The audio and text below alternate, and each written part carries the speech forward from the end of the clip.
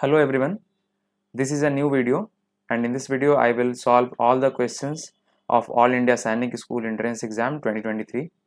In the first video I will solve the English section. इस first video में English section को cover कर रहे होंगे which has a total of 25 questions and which tests our knowledge on various topics ranging from parts of a speech, tenses, understanding of passages and whatnot. So ये बेहतर अच्छा question भी आता है इसमें. We'll try to solve all the questions in this first lecture or video you can say. So recently we solved Jawahar Navodaya Vidyalaya questions and in that English section we had 4 passages and each one was followed by 5 questions. Here similarly in All India Sainik School exam as well we have passages, but here we only have one passage. So we'll try to read this passage first. It says if you want to send a letter by post today, you have to paste a stamp on the envelope. अगर आज आपको किसी को letter भेजना है तो उस पर एक स्टैम्प पेस्ट करना होगा. We all know this, but long ago there were no stamps. But काफ़ी वर्ष पहले, काफ़ी सालों पहले ये stamps ऐसा कोई चीज़ नहीं था. People who wanted to send a letter would fold it and stick it with a wax. जिनको भी लेटर भेजना होता था वो पहले क्या करते थे, उसको फोल्ड करते थे और वैक्स का मतलब होता है गम, जिसको कहते हैं हम लोग गम, उससे उसको चिपका के और उसको फिर क्या करते थे, then the post fold it and stick with a paste, then the post office would send the letter and the person who got it would have to pay for receiving the letter. जब वो letter होता था उसको वो post office में जमा कर देते थे और जो आदमी उसको रिसीव करता था वो उस लेटर का पेमेंट करता था, तभी उस लेटर को रिसीव कर सकता था. बट आज क्या होता है कि जब हम लेटर भेजते हैं तो पेमेंट हम ही करते हैं, जिसके पास लेटर जाता है वो कोई पेमेंट नहीं करता है. ये क्यों हुआ? ये स्टैम्प के हेल्प से ही हुआ, क्योंकि उस पर स्टैम्प ड्यूटी लगता है. The first stamp was printed in England. सबसे पहला स्टैम्प जो था वो कहाँ प्रिंट हुआ था इंग्लैंड में. It was black and had a picture of queen Victoria on it. वो कैसा कलर का था? ब्लैक, और उस पर किन का पिक्चर था? क्वीन विक्टोरिया का. These are some key points which we need to look out in every passage that we solve. It cost 1 penny, the British पैसे. वो 1 penny कॉस्ट करता था, मतलब 1 पैसा ब्रिटिश गवर्नमेंट का जो करेंसी होगा उसमें. That is why it was called penny black. इसलिए उसका नाम लोग penny black भी कहते थे उसको. The hobby of collecting stamps is known as philately. जो ये हमारा हॉबी होता है, ऐसा काम जो हम फ्री टाइम पे करना चाहते हैं, उसको हम लोग हॉबी कहते हैं. और जिनको ये स्टैम्प्स कलेक्ट करना अच्छा लगता है, तो जिनका ये हॉबी है, तो इस हॉबी को हम लोग नाम देते हैं philately. Stamps have been bought out in many shapes. Stamps have been brought out in many shapes and sizes. Stamps जो है वो डिफरेंट शेप और डिफरेंट साइज का होता है. Some stamps are very valuable and can sell for a lot of money. कुछ ऐसा भी स्टैम्प्स है जो बहुत वैल्यूएबल है, मतलब बहुत महंगा है, और जब आप उसको सेल करते हैं तो उससे बहुत सारा पैसा भी आप बना सकते हैं. तो this was the passage, we read this passage. अब इस पे बेस्ड कुछ क्वेश्चन होगा जिसको हमको सॉल्व करना होगा. तो let us see the very first question, what it says. Choose the correct option to fill in the blank. तो पहला है the first stamp was printed in. Just पढ़े कि पहला स्टैम्प कहाँ प्रिंट हुआ था. Without wasting any further time we can give B as an answer. Choose the correct option, सही ऑप्शन को टिक करना है. The first stamp had a picture of lion. Very wrong, very wrong. First stamp पे lion का picture था ही नहीं. किनका था? Let's see the next. The first stamp had a picture of Queen Victoria. Yes, the first stamp had a picture of Queen Victoria, so option B will be the right answer. Okay, one thing that I would try to tell you guys here is, please ever don't be in a hurry to just see Queen and take that option. As you can see, the B option also has Queen, but it has Elizabeth. So if you are not in right frame of mind, you will take this answer as correct as well, and you will lose out the marks. Question number 3. The hobby of collecting stamps is called, we already have discussed much on this, philately it is called. Okay. Fourth question says, it was black and had a picture of Queen Victoria. Identify the part of a speech for black from the given sentence. तो कौन सा parts of a speech है ये black? तो it was black and had a picture of Queen Victoria. ये black क्या है? वो जो stamp है उसका, वो उसको एडजेक्टिफाई कर रहा है कि वो कैसा दिखता था. तो ये क्या होगा? एडजेक्टिव होगा. Last question of this passage. Choose the opposite of sand. Send का अपोजिट क्या होगा? सेंड का अपोजिट, भेजने का अपोजिट क्या होगा? उसको पाना, रिसीव करना. तो ऑप्शन ए सही होगा. तो we have solve this passage, ये काफ़ी इजी था. If you have watched my Jawahar Navodaya Vidyalaya questions videos, you might be aware कि we have solved some good passages there as well. So moving to the next set of questions, here we are asked to select the incorrect option. Again, be very cautious here. We have to select the incorrect, not the correct. So the first option is mouse. The plural of mouse is mice, it is correct. Child, children, it is also correct. Sip, okay, the plural of sip is sip only, so this is incorrect. And women, this is also correct. So we are asked to select the incorrect option. So the only incorrect option is option number C, so this will be my answer. Moving to question number 7, identify the question tag in the following sentence. Okay, before solving this question, I would like to give you some insights regarding this question tag. So most of the times हम ये कहते हैं कि हम खाना खा लिए ना, हम खाना खा लिए है ना, ये है ना जो एंड में डालते हैं, इसी को हम लोग क्वेश्चन टैग कहते हैं. और एक एग्जांपल लेते हैं, राधा पढ़ती है ना. जब ये है ना जब बोलते हैं तो उसी को हम क्वेश्चन टैग कहते हैं. तो यहाँ अगर इस सेंटेंस में देखें, सी सिंग्स वेरी वेल, वो बहुत अच्छा गाती है. डजंट सी, क्यों, है ना, तो इसी को हम लोग क्वेश्चन टैग कहते हैं. तो 7 नंबर क्वेश्चन में कौन सा क्वेश्चन टैग होगा मेरा? B number. Next question, choose the option that does not come under gender. कौन सा ऑप्शन है जो जेंडर के अंडर नहीं आता है? तो मैस्कुलिन तो जेंडर होता है, फेमिनिन भी जेंडर होता है, न्यूटर भी जेंडर होता है. सिंगुलर क्या होता है? सिंगुलर नंबर होता है, singular number, plural number. Okay, so option C will be right. Next question says identify the type of sentence. ये किस टाइप का सेंटेंस है ये फाइंड करना है. Come and do your duty, आओ और अपना काम करो. यहाँ पे ये किसी को ऑर्डर दिया जा रहा है, किसी को बताया जा रहा है कि तुमको ऐसे काम करना है, तो इस टाइप का सेंटेंस मेरा इंपेरेटिव सेंटेंस कहलाता है.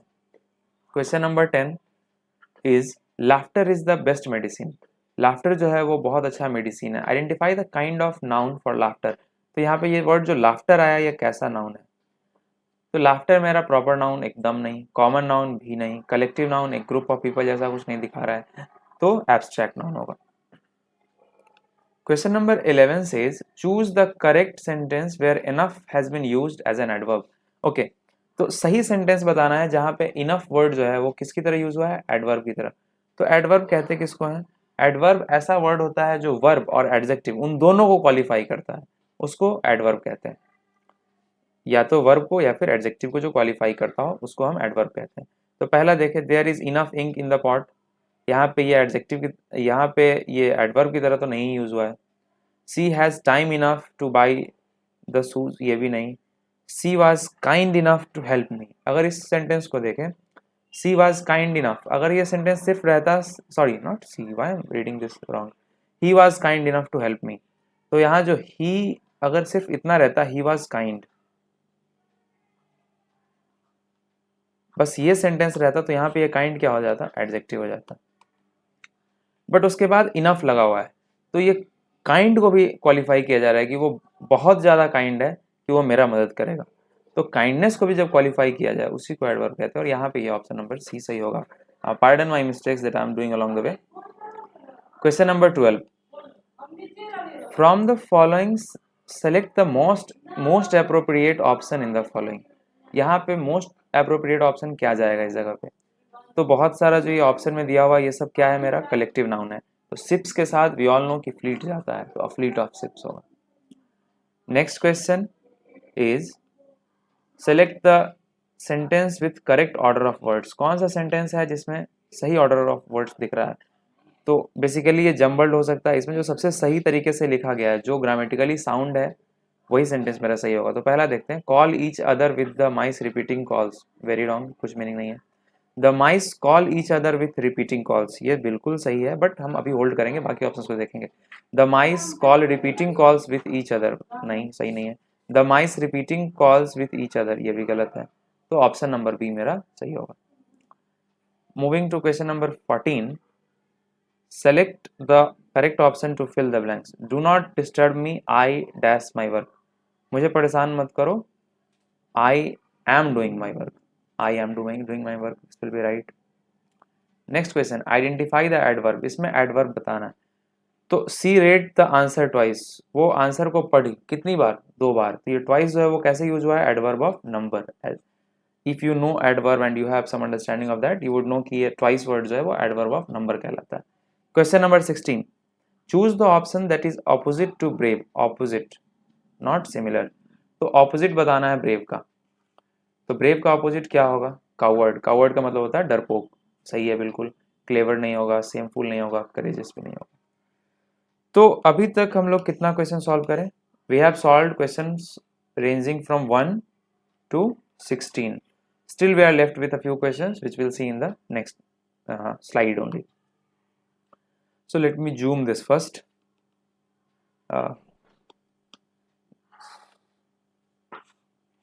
Question number 17, choose the word nearest in the meaning to the underlined word. ये जो word underline किया हुआ है requested, इससे एकदम इसके आसपास का जो वर्ड होगा, बेसिकली सिनोनिम पूछने का एक तरीका है कि रिक्वेस्टेड का सिनोनिम क्या होगा, अगर सिंपल भाषा है बोले तो रिक्वेस्ट का सिनोनिम ऑर्डर तो नहीं होगा, इंस्ट्रक्ट भी नहीं होगा, फोर्स भी नहीं होगा, और रिक्वेस्ट का मतलब होगा पोलाइटली किसी को कुछ कहना, तो ask politely will be the right answer. Question number 18, the baby was dash in the room, the baby was, ये जो है ये किस टाइप का सेंटेंस है, ये पास्ट प्रोग्रेसिव, प्रोग्रेसिव का ये सेंटेंस है।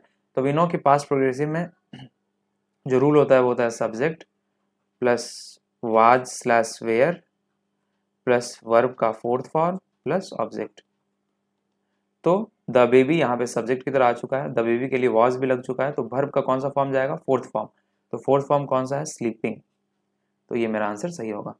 Let me erase this.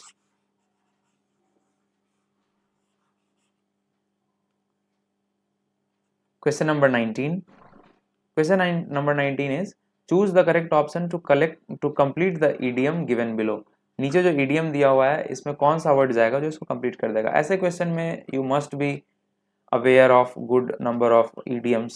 अगर आपको पता है तो you will get the answer right, if you don't know there is no way you can answer this. तो you have hit the nail on the, we know you have hit the nail on the head is the right idiom। इसका मतलब होता है when you like when you do something or when you work at something which is most required, मतलब जहाँ पे आपको मेहनत करना है वहीं पे मेहनत कीजिए, तो it is said you have hit the nail on the head. Next question is choose the correct spelling, सबसे सही स्पेलिंग, ये सबसे सही मतलब सही स्पेलिंग कौन सा है इसमें बताना है। तो सिंसियरिटी, SINCERITY, ये बिल्कुल सही स्पेलिंग है, बाकी सब में कुछ ना कुछ गड़बड़ होगा। SE नहीं, गलत, SINCE यहाँ डबल आर है इसलिए ये भी गलत, और ये तो डबल ई, पूरा पूरा गलत, तो ऑप्शन नंबर ए सही होगा। Now will move to question number 21। We are just left with 5 more questions. Dash is standing at the gate, तो यहाँ पे एक हमको इंट्रोगेटिव वर्ड डालना है, तो who is standing at the gate बिल्कुल सही आंसर होगा। Fill in the blanks with the appropriate article, article यहाँ पे डालना है। We know there are only 3 articles, A, an and the, we have to fill one out of these 3। तो they are going to the metro station, बिल्कुल सही। Question number 23, identify the adjective from the given options, इसमें से adjective find करना है। तो 100 क्या होता है देखना, एक वर्ब है, टू क्या है, प्रीपोजिशन है, ऑनेस्ट, ऑनेस्ट क्या है, ऑनेस्ट होना किसी का गुण हो सकता है, तो ये एडजेक्टिव है, और हिज क्या है, हिज एक पर्सनल प्रोनाउन है, तो मेरा ऑप्शन नंबर सी सही होगा। बाकी सारे ऑप्शंस में there is some lacuna. Question number 24, choose the correct preposition to complete the following sentence, इसमें एक प्रीपोजिशन डालना है जिससे कि ये सेंटेंस सही हो जाए। The restaurant is dash the school, तो स्कूल के ऊपर तो नहीं होगा, we don't have a restaurant above the school, so ये गलत है। बिहाइंड के पीछे, या it is quite possible that we have a restaurant that is behind the school, so option B is correct. Let us see the other options as well. Along is not right, between is not right, so option number B is the right answer. Finally we have come to the last question of this video. I hope I am able to deliver and we are on the same wavelength. They left dash on shoes on the floor as dash was no space. We have to fill these two using the given clues that are there. So they left, They left what shoes? They left their shoes. So is there any option? So it is their, not their. So these two have their.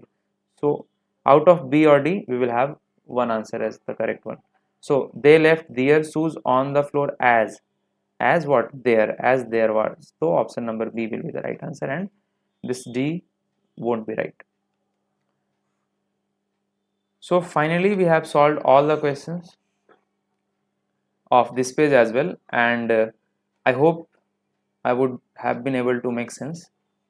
So we have solved all the questions from 1 to 25.